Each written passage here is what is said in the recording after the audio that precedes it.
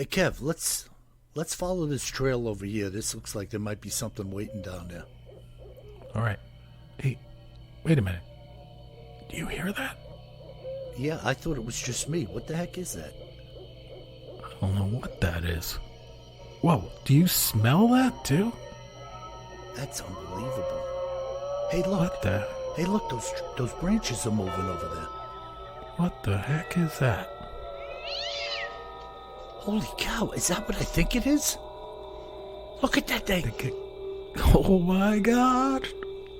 It's a freaking Sasquatch.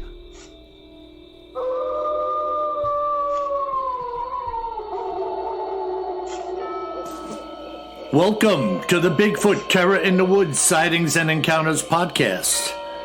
My name is W.J. Sheehan, the author of a series of books, Bigfoot Terror in the Woods Sightings and Encounters. 38 volumes in paperback and audio format. And folks, go out and get yourself a copy or two today. And now, may I introduce you to my brother and co-host, K.J. Sheehan. Kev, how are you? I'm doing all right, Bill. How about yourself? Okay. I'm off today, and you know what happened. I won't repeat it to the audience, but what a day, Kev. Yeah, challenging world in the electronic world of the interweb. Yeah. Sorry that you had to go through that, but it does happen. Yeah. It just madness and mayhem. Ordinarily, I'm kind of fond of madness and mayhem. I was going to say, madness just left and mayhem stepped in. Yeah, I'm having a bit of a crazy week, not like yours, but it feels like it should be Friday, but it's not Friday. And in fact, yesterday it felt like it should be Friday, and the day before it felt like it should be Friday. It started off wishing it was Friday. Exactly. So, a little challenging, but all good. So hopefully we'll allow you to escape, Bill, like our audience, from whatever's bothering you for the next 55 minutes or so. So what do you got, brother, that you're bringing to the table? We're going to the unfriendly skies. Oh, unfriendly skies. And I don't mean flying around on an airliner with some black-eyed children. Oh, that would be friendly? May I borrow your seat? And how about the one on the other side of you? Yes, let me climb across. And can I use your phone? I know we're not supposed to use them on the airplane. Oh, here it is. You don't mind if I take it, do you? How about taking this, you little creep? Your family says hello. Yeah. No, but we're going to the unfriendly skies, Bill, and we're going to talk about one of the most extraordinary UFO encounters. Uh-huh. The Japan Airlines Flight 1628 cargo flight encounter with a UFO. Oh, man. Kev, I used to subscribe to UFO magazine. And I remember that edition with that that story in it. I think it came out in the late 90s, maybe early 2000s. And that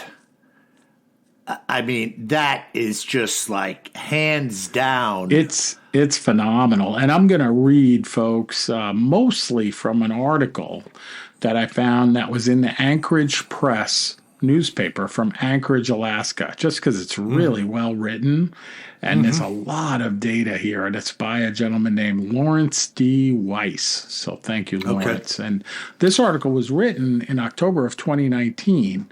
But the UFO encounter went all the way back to November 17th, 1986.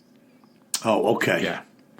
And it was a 747-200F cargo aircraft from Japan Airlines, or, folks, if you're driving by one of the big airports, you see them, they say JAL on the tail, usually. Yes. JAL, or Japan Airlines. JAL. And they were flying from Paris, France, to Narita International Airport, and they were going by way of Reykjavik, Iceland, and then stopping in Anchorage, Alaska. And then where were they delivering? They had wine, weren't they delivering wine? I don't know, but they had something from Paris. That was where they originated, and they were going to Tokyo. Yeah. Uh-oh. Excuse me, I just had I swallowed some juice in my mouth, and it went down the wrong pipe. I thought you swallowed a lightning bug. Yeah, well, you know how I like to eat them. I told you to chew them first. Yeah, I think I remember in the UFO mag interview, they were loaded down with wine. All right. Could be. And so they stopped in Anchorage, for like a refuel or a rest? Yeah, Reykjavik, Iceland, and then Anchorage, probably fuel, but they hadn't stopped yet in Anchorage from what I understand. So they were over, so this happened over Alaska. And basically, the way the account goes is 3 UFOs played tag with this cargo flight 1628 from Japan Airlines, not for 1 or 2 minutes, but for 50 minutes. Yeah. Yeah, and they were visually observed and sometimes were terrifying the flight crew. Yeah. Pretty amazing, right? Yeah, nasty business. Well, you're going to get into it, but my recollection is like this thing was tailing them, then it was coming on dead on at them. That's exactly it. We're they going to go were through under it. them, over them, next to them. It wasn't like for 30 seconds, hey, what the heck was that? Which is still terrifying. Yeah. You know, when you're an airline pilot. So this Japan Airlines flight was flown by a gentleman who was of the rank of captain, and his name was Kenju Tarochi. And he had a lot of flight hours, Bill, more than 10,000 hours of flight experience. Yeah. And he was an ex-fighter pilot and a senior airline pilot. Yeah, come on. I mean, folks, experience, maturity, honesty. I think you're looking at the package. In battle, etc. Yes, sir. So, so on this day, November 17th, 1986, at about 5 p.m., 5:09 p.m. to be exact, Alaska time, the Anchorage Air Route Traffic Control Center contacted JAL 1628, which at the time was about 104 miles northeast of Fort Yukon. So up north there. And the flight controller asked the pilot to adjust his heading so the plane would pass south of Fort Yukon and Fairbanks. The co-pilot turned the plane to the left about 15 degrees. Captain Tarucci, sitting in the left seat of the cockpit, saw unidentified lights out his side window to the left and below the jet. Mm-hmm. He thought they were military planes and ignored them. But after a few minutes, he realized that these unidentified aircraft were actually pacing with the jet. Yeah. Yeah. And Flight 1628 contacted the Anchorage Center twice in rapid succession and asked if there were any other aircraft in the area. Wow, the Anchorage Center responded that there were no military aircraft and ground radar did not show any aircraft other than Flight 1628. Then the two lights began to move in an erratic manner. Tarucci recollected that in his official report to the FAA, listed here below and edited for length and clarity. So this is what the captain said. Okay. The distance from the lights was far enough from us, and we felt no immediate danger. I thought perhaps it was a UFO.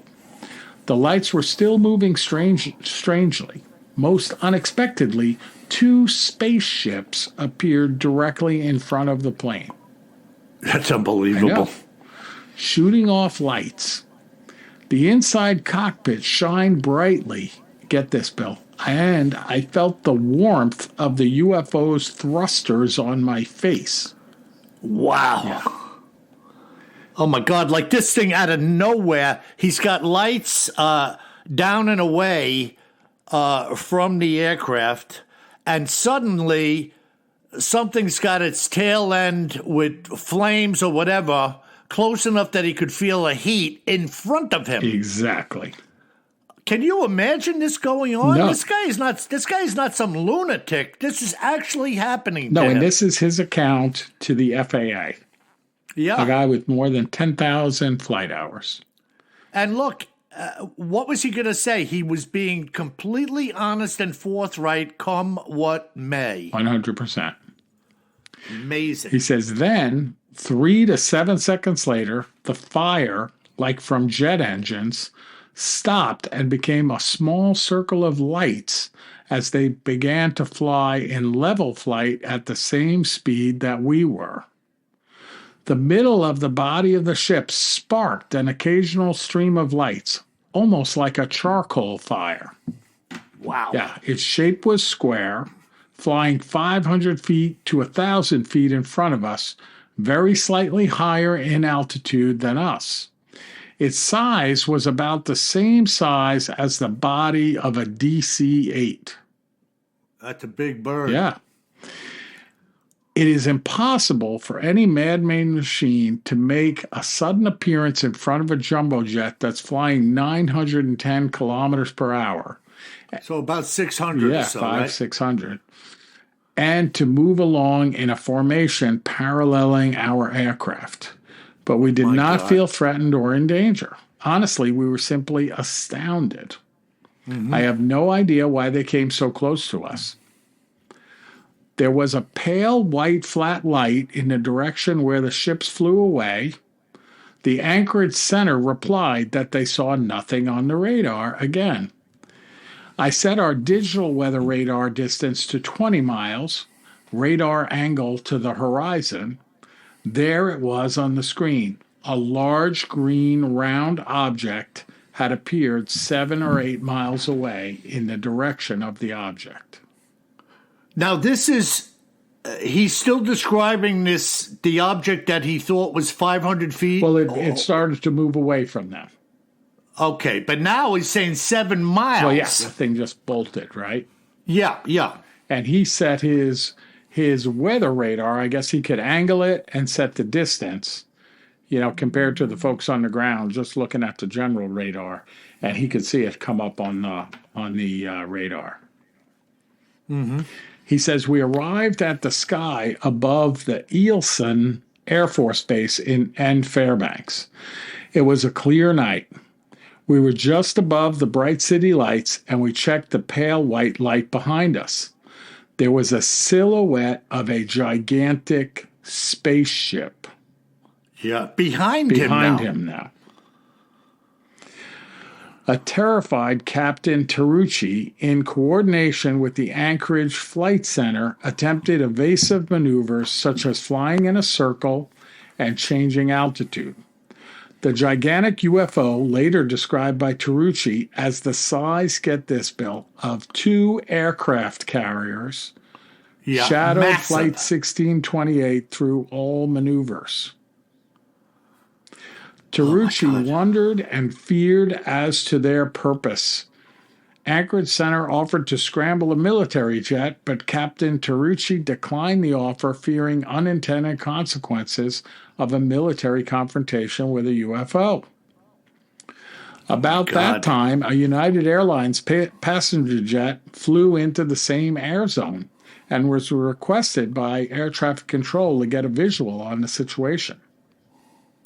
Tarucci reported when the United plane came by our side, the spaceship disappeared suddenly.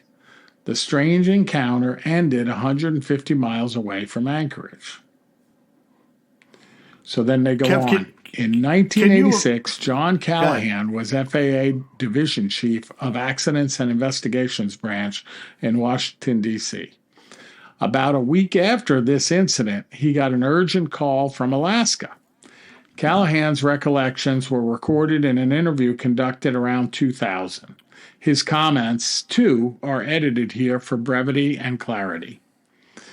I forgot who it was that called, he says, but they said, we got a problem here. I don't know what to tell the media. The whole FAA office is full of media from Alaska. Callahan asks, what's the problem? He says, it's the UFO. I said, what UFO? Well, last week we had a UFO chase the 747 across the skies up here for about 30 minutes or so. I told him to get all the data together. I wanted all the civilian and military discs that they had and all the tapes that they had available flown overnight to the tech center where I'm sitting. The military refused to send their tapes, but he got everything Anchorage Air Traffic Control had. Interesting, right, Bill? Yeah, figure that. We don't see anything, but you can't have our tapes. Right. Tapes of what? Exactly. Yeah. He told them we wanted this room set up to be just like it was Anchorage, and we wanted all the data to come to the scope radar monitor, and we wanted to see everything the controller has seen. We want to hear everything he heard, and we wanted it all tied together, the radar, the digital radar, and the sound. When Callahan played the tapes, you think this is like Inspector Callahan, Bill? Yeah, Harry Callahan. Dirty Harry. You think a flight inspector carries a .44 Magnum? Go ahead, punk. Make my day. But anyway, when Callahan played the tapes, he heard a three-way conversation between Anchorage Air Traffic Control, Elmendorf's NORAD Regional Operations Control Center, and Captain Terrucci of JAL 1628. He also played a tape of the ATC radar sightings on a scope. Anchorage Air Traffic Control didn't see the UFOs on their radar, but based on their conversation, the military were clearly tracking UFOs, Callahan explained. Mm-hmm. The military controller has what they call height-finding radar, and they have long-range radar and short-range radar. So if they don't catch it on one of their systems, they can catch it on the others. Yeah, it's like uber redundant. And different, granularity for looking up close, looking high, looking far away, and any of the above. Maximum efficiency and maximum coverage. Right. So he says, details reported by the military controller indicated that the UFOs were traveling, get this, thousands of miles per hour. Yeah. As they maneuvered into the airspace around the 747. The military controller had one other surprise finding. Near the end of the incident, a United Airlines flight was diverted to observe the JAL flight. Remember, right? Yes. Yep. By then, Captain Terrucci no longer saw the huge UFO, and the United pilot did not see it either. Unbeknownst to both of them, the military radar clearly indicated that the UFO had tucked in out of sight behind the United flight and began following it. Amazing. And yet it was not seen. No, you couldn't see it in the plane if you're looking out the front. No, but was the other plane sidling them at that time? Yeah, they were next to one another. So they didn't see it. It was cloaked. It was right behind them. Yeah, it was cloaked behind the plane. Exactly. And think about that, Kev. 2 aircraft crash. He's talking about something that was potentially like 18 to 2,000 feet long. Yeah. Yeah. That's like, what is that, 3/4 of a mile? It's a big one. Half a mile. Oh, wow. So after sitting through the presentation, Callahan's boss turned to him and said, "Don't talk to anybody until I give you the okay." The next day, his boss set up a briefing. According to Callahan, I brought all the people from the tech center. We went upstairs. We had all kinds of boxes and data that we handed them, printouts. It filled up the room. They brought in 3 people from the FBI, 3 people from the CIA, and 3 people from President Reagan's scientific study team. And I don't know who the rest of the people were, but they were all very excited. Mm-hmm. Callahan and his staff showed the assemblage everything they had and answered a lot of technical questions. When they got done, they actually swore all these other guys into this never took place. I'm sorry, the other guys made them swear into this. This never took place. We never had this meeting, and this was never recorded. This was one of the guys from the CIA saying that. Wow. I asked them at the time, I don't know why you're saying this. I mean, if there was something there, and if it's not the stealth bomber, which was in development at the time, then it's a UFO. And if it's a UFO, why wouldn't you want the people to know? He said that if they came out and told the American public that they ran into a UFO out there, it would cause panic across the country. So therefore, we can't talk about it. And we're taking all this data. They did, but Callahan kept some copies of everything in his office. Mm-hmm. When they asked me what I thought, I told them that it looked like we had a UFO that was up there. As far as I was concerned, Reagan's science team were the ones that verified my own thoughts about it. They were very, very excited about the data. They had said at that time that this was the only time that they had actually used the words UFO. So they had said that at this time it's the only time they really said UFO. Mm-hmm. And it's the first time that a UFO was recorded on radar for any length of time. Yeah. So that all happened back then, close to 1986. And within months of the incident, Bill, Captain Terrucci was banished to a desk job. That's right. Because he had, quote, embarrassed, close quote, the company. Yeah. Nice, huh? Nice. But a few years later, he was fully reinstated. John Callahan retired from the FAA, joined the San Francisco police force, and goes by the name Harry. No, I'm just kidding. But he did retire from the FAA, became an industry consultant, and periodically recounted the true story of JAL Flight 1628. Incredible, man. That is just like... And, of course, who is anybody to presume with the typical bullshit line that the public would be in a frenzy if they knew? That's bullshit. It's absolutely awesome. Yeah, what a story, man. JAL, man. Japan Airlines. I can't, and of course he's in a cargo flight, so there's probably like 4 people in the plane, right? Yeah, 4 or 5 tops. Yeah, and they're all up front, manning different controls, maybe a sub-pilot if you want to take a break, Yep. Oh, definitely. They take turns. Yeah, and then this happens. I mean, I can't imagine because, all right, this guy was a fighter pilot, so he probably had, stones, Yeah. But you're in this big plane loaded with cargo, and compared to what these things would do, and this thing was like a sitting duck, just lumbering along. Oh, yeah. Stuff darting in and out of view, alongside, At above, thousands below, of miles behind. an hour.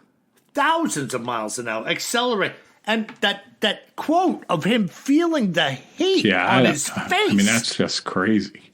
How does that even happen? That I don't know. Oh, but listen, man, Kev, this guy, in my opinion, was 100% man, 100% living in the truth, and 100% screwed, although he got his status back in 3 years' time. That never should have happened. No. This poor man did nothing but stand up straight and tell the truth. Right.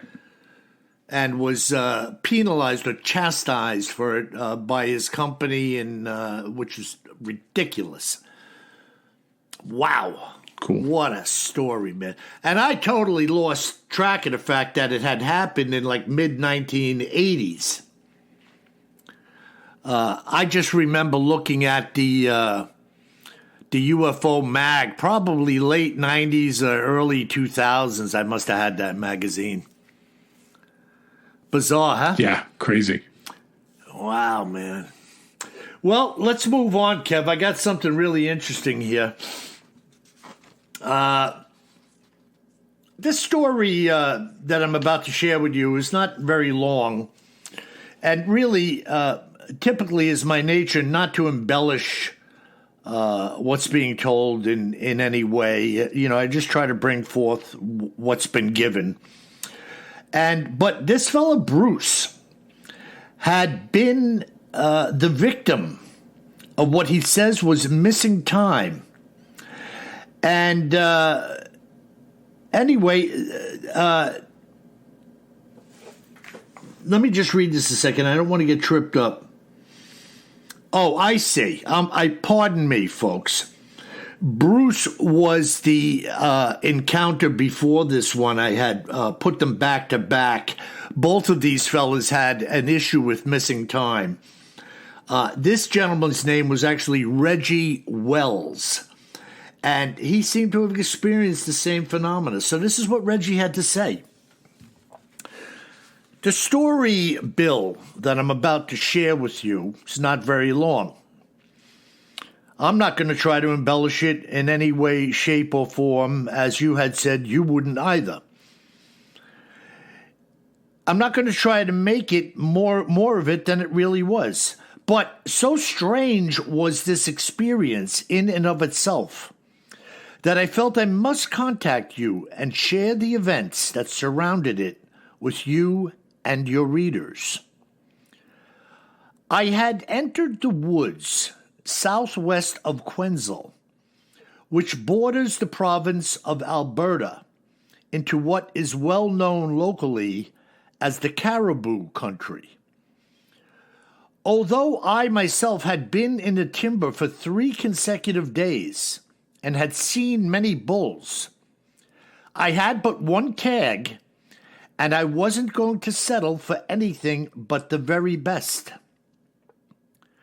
The day was filled with brilliant sunshine, virtually cloudless, as I was working my way in and around some fairly rough terrain. It was about 3 hours into my hike when I found myself sitting on the side of a hill within somewhat of a rocky crag,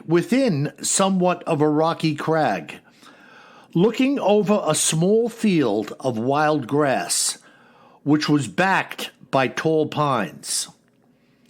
Having hiked more than likely over 20 miles in 3 days, I leaned my head back against a stone and nodded off. I hadn't known I nodded off until I opened my eyes, and as I did, there was an enormous Sasquatch standing some 20 feet in front of me, staring at me. In the moment, having just awakened, I wasn't sure if I was in fact awake or dreaming. And the truth be told, I wasn't even aware that I had fallen asleep. So there I was, being confronted with the visage of this huge beast. And in my mind, it was almost as though it had just materialized out of nowhere. The creature was standing perfectly still, as though it was a statue, and was staring at me without so much as a blink of an eye or a flinch. Not wanting to move and frankly not knowing what to do or what may happen next, I was moving my head and my eyes slowly to my left hand and my right, looking for my rifle. And it was gone. I shifted my eyes down to my side, and my pistol was still holstered on my belt. The size and dimensions of this beast was such that from the position it was standing in front of me, in 2 steps, it could have prevailed upon me at any moment. So I stayed put, not reaching for the holster. It must have been about 2 minutes or so after having opened my eyes that this monster now stood stationary before me. But it seemed like an hour. I had seen my watch when I looked down at the holster, and the time was 9:47 a.m. And as I now peered down once again, it was 12:34 p.m. I lifted my eyes up, and there was no longer a Sasquatch in front of me. And my rifle was once again by my side. Words cannot describe the feelings and thoughts that were present within me at that moment. I stood to my feet, quite literally scratching my head, trying to come to grips with what I was thinking. Had it all been a dream?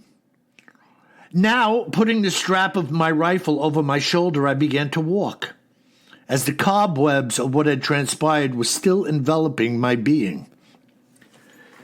It was then, after having taken several steps in front of me, that my eyes were drawn downward at the ground that lay in front of me.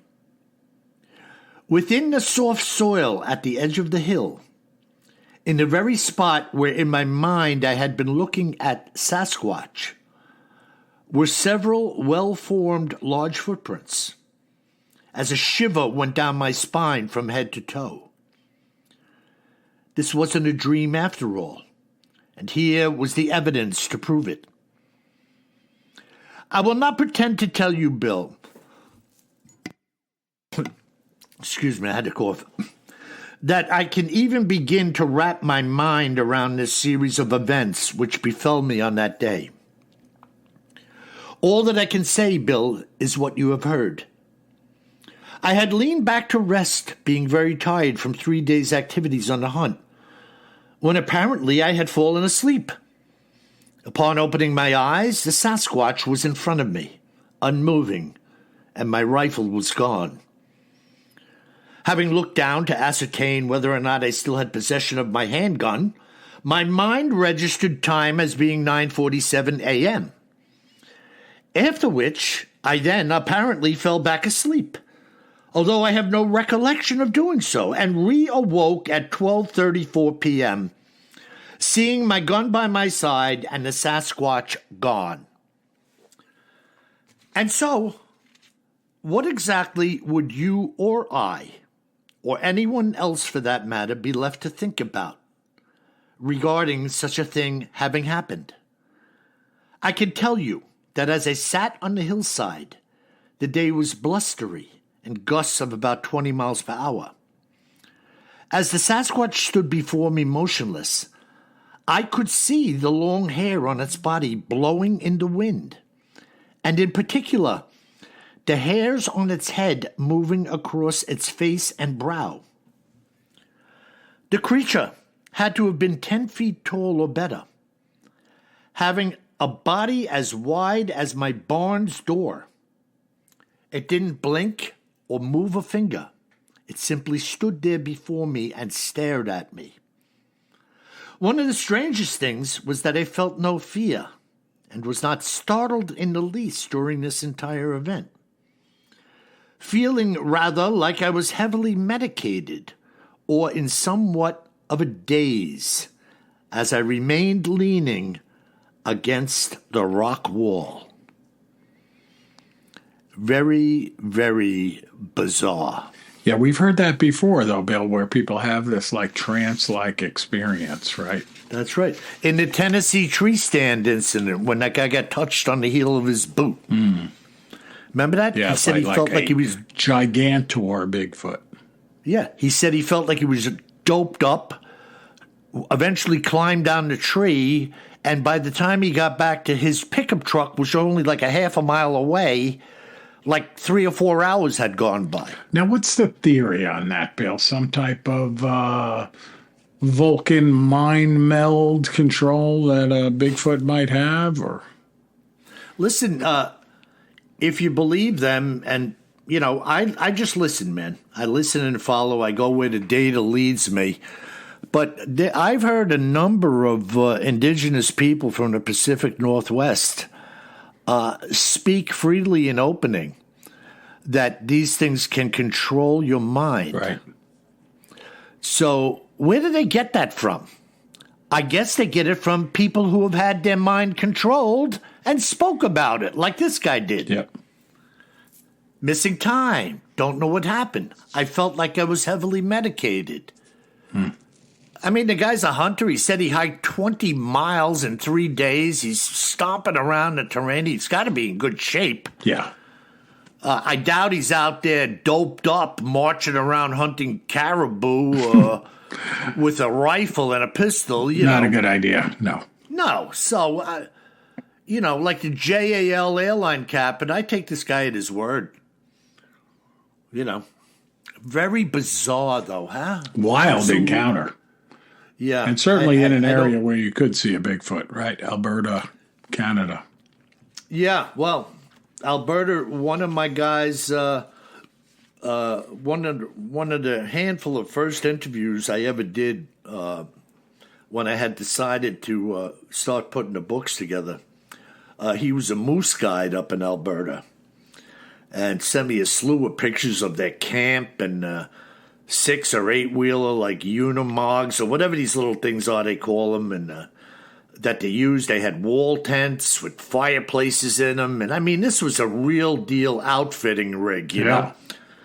And he had a couple of Bigfoot encounters in Alberta. Wow.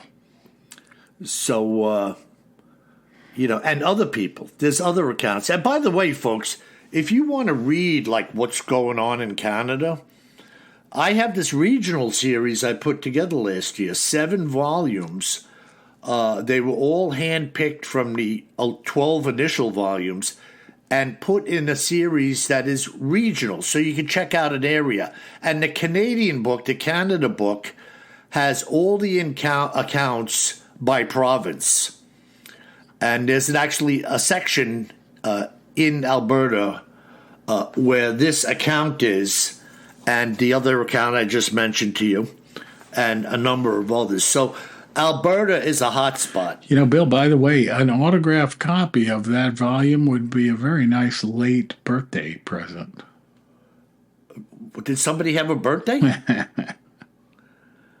By the way, people must think I have piles of these books, stacked around me like I got nothing to do. He actually doesn't live in a house. The house is made out of books. Yeah, the house is a book hoarder's paradise. Now, I shouldn't say I have none. Let me look in my drawer here. I think I have about 3 copies of different volumes. All I want is one from Canada. But they're all set aside already for people who have requested like your them. other brothers? Yeah, Kev. So that was great. The JAL that was good. Good podcast, encounter. man. Yeah, now good stuff, man. And keep them coming, folks. If you've seen something, say something. And reach out to us at the Bigfoot Terror in the Woods.com. Hit the contact link. Leave your name and number, and I'll reach out to you. All right, you ready for some listener mail? I am, Kev. Go ahead. All right, so this one comes in from Cameron. And he says, I just watched the documentary called The Middle Cascadia Guides. Okay. Being born and raised in the Pacific Northwest, I found this shocking. This is more of a UFO documentary, but the guides are as real as it gets. I'm a witness to UFOs. I watched in 1980, just outside of Triangle Lake, Oregon, a UFO. Being an aviation expert, 30 plus years as an aircraft mechanic, nothing mankind today or in 1980 could maneuver in such a way as I witnessed. From that point forward, I know alien technology has visited this planet, without a doubt. On the Bigfoot side, I'm a great enthusiast, but will have to witness, like the UFOs, the Bigfoot myself. We now live in the very northwest corner of Montana and will be actively looking. So, Cameron, I think you might have a good shot up there in the northwest corner of Montana. Yes, sir. And then Bill, he says, and I know that area up there. He says, just got to keep an eye out for the 1,000 registered grizzlies in the Yak Valley. Yeah, 1,000 in the Yak Valley. Those are just the ones with driver's licenses. Yeah, that registered. And, not too many people register in Montana for anything. It is incredible, Kevin. I interviewed a fellow probably 6 years ago. He had acreage in the Pacific Northwest, and when I asked him how much, he said 4,500 acres. And I said, holy mackerel. He says, yeah, but what I have is nothing next to my neighbors. Yeah. He had people over there with like 20K. Yeah. I mean, just landowners. Yeah. A lot of land up there. And he was talking to somebody about Bigfoot one day, and the guy said, well, have you ever seen one? And he turned to the guy and said, have you ever seen a bear? And he said, no. And he said, and that's what's over 600 of them known to be in our area. Yeah. So what makes you think you're going to see a Bigfoot? Yeah. This guy's got 1,000 grizzlies in the Yucca Valley, and you don't just go out there and run into them just because there's 1,000 of them. You actually don't want to run into them, to be clear. Yeah, to be clear. All right, our next email, Bill, comes from Caitlin. And she says, hi, Bill and Kev. Huge fan of the show and of cryptids in general. The hairy man being my favorite, of course. I wanted to write into you guys this time about a topic I came across because I began a new job. We all know the legend of the Jersey Devil in the Pine Barrens of New Jersey. Mm-hmm. However, there's another area of New Jersey called the Round Valley Reservoir. I've seen articles in which people report seeing strange lights and hearing strange things in the woods. There's even a more ghostly legend of the lake wherein something like 8 people have either died or gone missing in this lake. Believe it or not, it even gets weirder. It's featured in the Weird New Jersey magazine website catalog as well. You should definitely check it out. And if you happen to find anything else, I'd love to hear about it. I plan to hike up there once the weather gets a little nicer. And if I see anything, I'll definitely let you know. Caitlin. Well, be careful, Caitlin. Don't go by yourself. And as my brother says, if you do go up hiking there, make sure you carry more gun than you think you're going to need. That's right. Harry Callahan type handgun. Big bore, long barrel. Shoulder holster. Well, under your it's going to be out of the coat. holster. And Caitlin, hold on to that with 2 hands, honey. Because it's going to kick like a mule. You might want to fill your other pockets with some speed loaders of 44 mag. Yeah. You ever see those guys in those shooting competitions with pistols? Oh, yeah. They're just trashing the clips on the ground just to keep popping them in and squeezing the trigger at the target. Oh, yeah. But talk about speed shooting. Wow. Who else, Kev? That's it. That's it, Bill. Great podcast. The high strangeness of Japan Airlines back in 1986. And a great and strange forces mind-melding Bigfoot encounter from Alberta, Canada. Yeah, very good. And folks, remember, leave us 5 stars on the books, the audio books, the podcast. It does us good, and it helps us to attract more people to what we're doing. And remember, if you should be in the woods in Alberta, Washington, Anchorage, wherever you may be, remember this, my friends. Always carry more gun than you think you're going to need. Sleep tight.